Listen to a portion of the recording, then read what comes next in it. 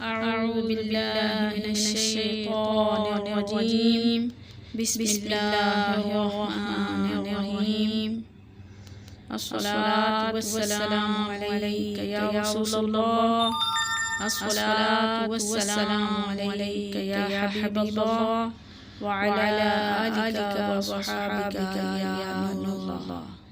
میری پیاری عزیز محترم بہنوں، میری پیاری محترم طالبات، السلام علیکم ورحمۃ اللہ وبرکاتہ۔ جیسا کہ کل ہم نے سورہ فاتحہ آیت نمبر 2 الرحمن الرحیم کا لفظی بامہر ترجمہ اور تفسیر کے بارے میں پڑھا۔ اس آیات مبارکہ میں اللہ رب العزت کی رحمان الرحیم صفات کے بارے میں ہم نے علم حاصل کیا، اور اللہ کے علاوہ کسی دوسرے کو رحمان الرحیم کہنا کیسا ہے، اس کے بارے میں آیت جاننا کر رہے ہیں۔ آج ہم اللہ کے اور اس کے کرم سے بسم اللہ الرحمن الرحیم۔ مالکی، مالک ہے، یوم دن کا، الدین روزے جزا کے دن کا۔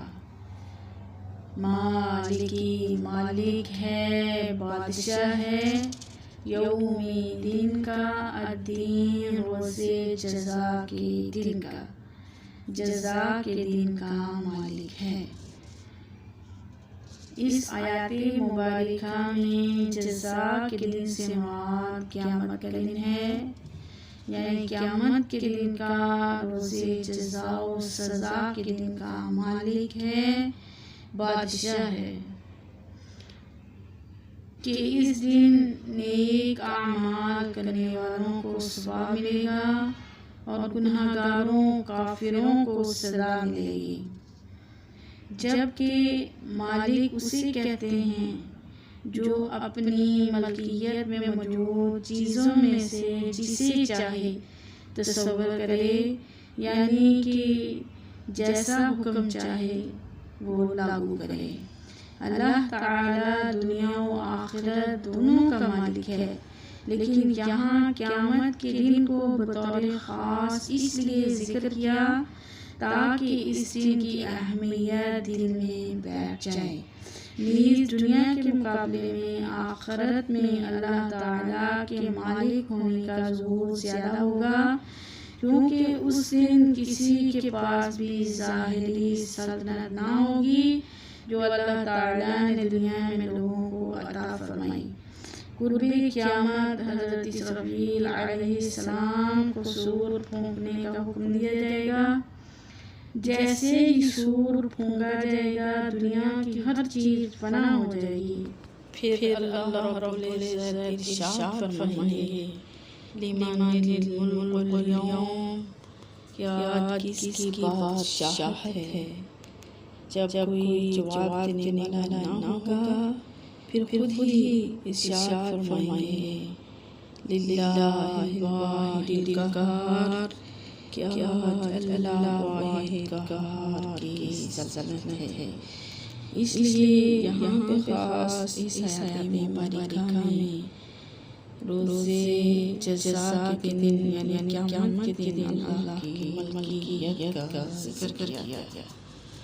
وما علینا الا البلاغ المبین۔ کسی کو کسی بات سمجھ نہ آئی ہو تو پوچھ سکتے ہیں، ان باکس میں میسج کرتے ہیں، انشاءاللہ عز و جل انہیں ریپلائی کیا جائے گا۔ صلو علی الحبیب صلی اللہ تعالی علی محمد صلی اللہ تعالی علیہ وآلہ وسلم۔ الصلاة والسلام علیک یا رسول اللہ وعلی آلک واصحابک یا نور اللہ۔ یا الہ العالمین، ہمارا نام پڑھنا اپنی بارگاہ میں قبول فرما۔ مولا بے شک ہم گناہگار ہیں، بدکار ہیں، سیاہکار ہیں، لیکن تیری رحمت کے امیدوار ہیں۔ مولا تیری رحمت، تیرا کرم، تیرا فضل طلب کرتے ہیں۔ یا الہ العالمین، ہمیں بھی اپنے دین کے کام کے لیے خاص کر لے۔ یا الہی ہمیں بھی اپنے دین کی خدمت کرنے کی توفیق اور سعادت عطا فرما دے۔ یا الہی یہاں پہ اور مدینہ کربلا میں جتنی بھی بچیاں پڑھنے کے لیے آئی مولا کے قلب و نظر کو نور قرآن سے منور فرما دے۔ یا الہی قرآن کا ایک لفظ ان کے دلوں پہ روحوں پہ اثر کرے۔ مولا جس کی تاثیر ایسی ہو کہ دنیا و آخرت سمجھا جائے۔